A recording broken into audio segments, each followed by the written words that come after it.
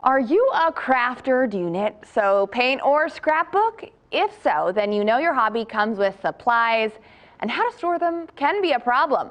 Laura Souders is back to help us get it together in our crafting spaces. Thanks so much for being with us this morning. Thank you for having me.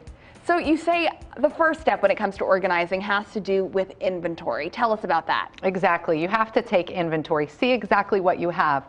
Many crafters or people who sew or knit get gifted a lot of things, and sometimes they don't even know what they have. They're surprised when they go through their things and say, I didn't even know I had this. So first of all, you want to see what you have, and then you might want to get rid of some of it. It's okay if you don't want all of the things that have been gifted to you. There's great places to take them to.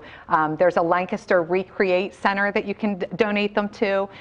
Sometimes daycares, schools, or even senior centers might be interested in them if you check first. Sure. And what do you recommend when it comes to storage? Storage, you really want to have clear containers so that you can see what you have. It's great if they're like this and stacking, because then you'll get some extra bang for your buck with your storage space. You'll have some more room to put things. Sure, I love these stackable ones. What about if you're on a budget, not ready to buy something? What's an option for that? There are great things at home you can use. Mason jars are wonderful to put things in. Again, you can see them. They're clear. I use these clementine containers, all free.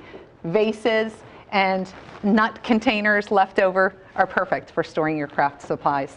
And a clear workspace is so crucial in getting things done. You want everything nice and neat so you can do that project. How do you recommend to keep desks, tables, all the above clear? Right. If you want to do that craft or whatever you're going to be doing the project, you need to have the space to do it. So getting all of the things you're going to be not using right away off the table is important. You can use these over the door hangers to put the pockets can be filled up with the supplies you need. And even if you don't have a door to use, you can hang them on the wall with nails. There's also small shelves you can use, or even shower caddies can be hung on the wall with a nail. Amazing. For more crafting tips, what should people check out?